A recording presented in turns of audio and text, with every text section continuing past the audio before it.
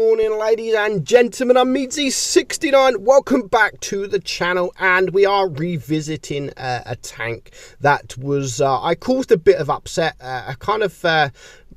people were raging about my original review of the Object 84. Now, the old video that I did of this when it first come into the game was basically I'm disappointed with this tank. Now, I didn't actually realize at the time that I was playing this tank with 50% crew and it wasn't sort of fully equipped, etc. So you know what, I thought I'd go back to the tank. Now's the time to go back to the tank. Now the line is sort of out there, it's been out there for a while. People might have changed their opinion on the tank because people were actually really pleased with the Object 84. It's a really good tank. Like, why am I disappointed? Now, I wasn't disappointed that it's a bad tank. Of course, I needed to go play it again, being 100% crew. And yeah, okay, I was a little harsh. On the tank back then. Maybe I shouldn't have made the review I did, knowing that it was only 50% crew, which I totally forgot about, etc. My fault, blah blah blah blah blah. So I went to play it again, and do you know what? It's not a bad tank. It really isn't a bad tank. But am I still disappointed with the tank? I am still disappointed with the tank. But there is only sort of one reason why I'm disappointed with the tank, because the T100 Lite, and that's the only downfall. That's the only sort of disappointment I have with this tank. I've got no problems with the how it plays. I think it's actually a pretty solid tank, if you ask me. Like, the games that I was having in it, I was actually enjoying playing this game, which is very rare for me in a few other tanks, and especially tanks that I once previously said was shit or bad. I was actually enjoying playing this tank. I think it is pretty solid. It can get bounces as well, as you can just see there from the Chimera. But yeah, for me, the only downfall with this tank and how disappointed I am with the tank is because of the T100. Now, the T100 is a brilliant light tank. It's a fantastic light tank. One of the best tanks in the game currently. One of the most broken tanks, OP tanks in tier 10. It has that spotting mechanic, which of course this tank does as well, but it also has DPM, and it also has fantastic DPM, 3,500 DPM for a light tank, which is incredible, absolutely incredible for a light tank. It can really be up there and bully medium tanks. It can bully T62s and any other tank it comes up against, because it's also really low to the ground as well. This tank is not that. It's a good tank. Of course it's a good tank, but it doesn't have the DPM that the T100 has got. Yes, I know the T100 is a tier 10. This is a tier 9, but I thought the T100 would more be like this tank, but it's not. So maybe the difference between this and the T100 is massive. It's massive. And I get that again, there are some tanks out there that is a big jump. I mean, the E75 is a fantastic tank, but the E100 is so much different. But I don't think, just because it's so much different with the alpha, etc., I don't think it's actually a massive jump, because the E75, in my opinion, is probably a better tank overall. You've also got tanks like the E4, the T30, in my opinion, is better than the E4.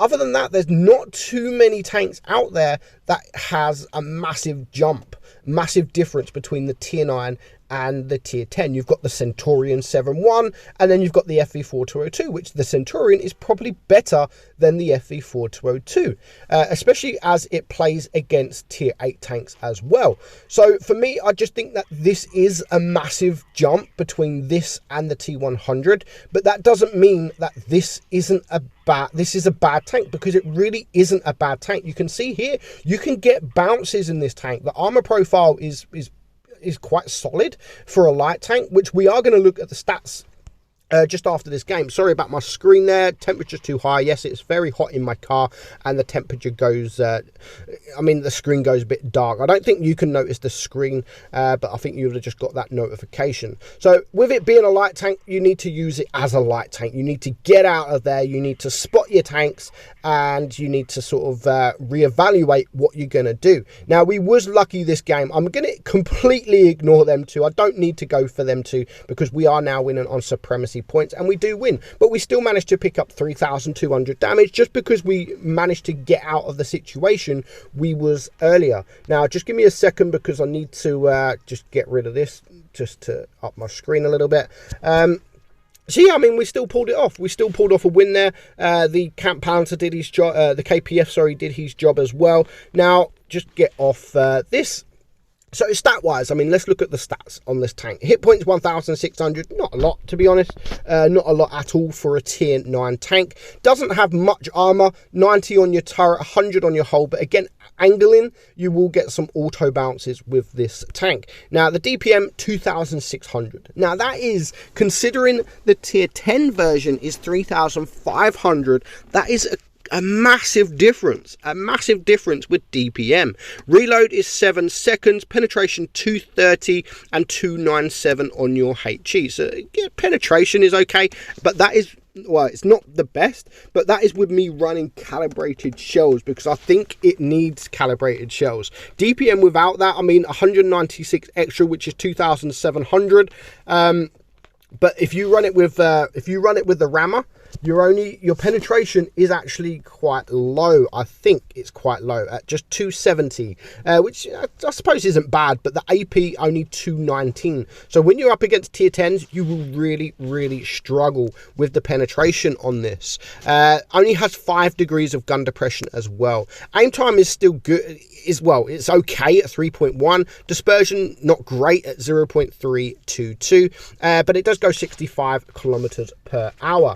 So yeah, as you can see, like, stat wise, it's not all good. It's not really good. It's not like really good, but you can still perform. If you play it like a light tank, you can perform in this tank, whereas the T100 light, you don't really play that as a light tank. You play it as a medium tank with DPM and sort of supporting your team. With this, if you play it like a light tank, you will start performing better. Like, you need to stop playing it as a medium tank. Maybe support your mediums, of course, support your mediums, but you don't have that DPM to deal with them guys. You don't have the DPM to deal with the medium tanks. You don't have the armor profile. Yes, you can get troll bounces. Of course, you can get some troll bounces. With the shape of your hull, you can get some auto bounces, etc. But when you're up against, I mean, yeah, we bounce there, but we do get a bounce in return. And now we're just going to push forward to this defender, because my team are behind. I can see that the enemy are capping base A, or they're going to be capping base A. So I just wanted to push a bit more forward, just to try and deal with this defender Mark 1. Try and bully him a little bit. I do have my team behind me. As you can see, my team are all behind me, which is why I am playing a little bit more aggressive. So I've just got the defender now down to a 1-shot. I thought he was actually reloading, but he had 2 shells left. But I can now push forward and deal with him. And as you can see, there are a few other tanks around. Now, for me, it is all about, I mean, if this tank had DPM, I would really be praising this tank. I would really like, wow, what an amazing tank this is. Doesn't need more DPM, like much more DPM. No, I'm not asking for it to be like the T100 Lite. Maybe a little bit, maybe like 2,900 or something like that, or 2,800 without using the rammer, I think would be more than enough. But yeah, with the lack of penetration, the lack of gun depression, the lack of armor, the lack of DPM, I just think it lacks a lot of things that the T100 has actually got. So it's still a good tank, and I'm not sitting there slating it's a really bad tank. You can still perform, and you can still actually have some fun playing this tank, but I just think it lacks too much. I think it lacks too much to be like a very good tank. We're talking about the T100, which is an OP tank, which is good that it's OP. I'm not complaining that it's OP. And some people, it's funny how some people, when we call a tank OP, when us YouTubers call a tank OP, people say in the comments like, dude, stop calling this tank OP because Wargaming are going to nerf it. Wargaming doesn't give a fuck about our opinions. They don't nerf it going by our opinions. They nerf it going by statistics. They look at the stats of the tank, and if they think it needs nerfing, they'll nerf the tank. They don't go by my opinion. If I'm message Wargaming saying, Wargaming, can you please buff the Object 84? They're not going to turn around and say, okay, Meadsy, we're going to buff it. No, they're going to look at the stats of the tank and then buff it if they think it needs buffing. So yeah, I mean, I like that the T100 is OP, mainly because it's a tech tree tank. You know, it's nice to have an OP tank that's a tech tree tank rather than an OP tank that's a premium tank, and only certain people are able to get this tank. Everyone is able to get the T100, everybody. And Wargaming haven't nerfed it yet. Do I think it will be nerfed? Of course, I do think it will be nerfed.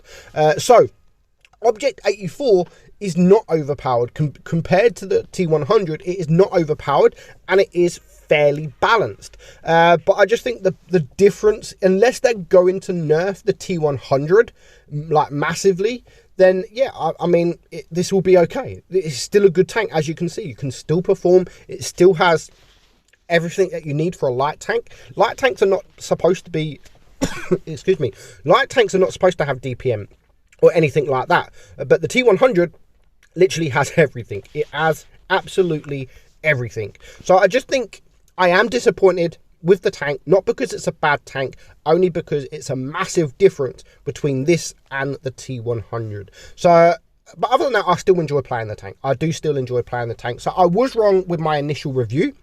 I was saying that I'm really disappointed and it's a bad tank. It's not overly bad. It's a good tank, but just a big jump. It's a big jump to go for the T100. So let me know your thoughts on the Object 84 in the comments below. Do you like the tank? Do you think it needs nerfing? Do you think it needs buffing? And if it does need buffing, what would you like to see? I don't think it needs buffing if they nerf the T100, if that makes sense. I think it's solid. It can play its game. It can spot tanks. But I just think it's a massive jump. That is literally all. Hope you enjoyed the video, guys. I'm Meadsy, and I'll catch you all soon. Bye-bye.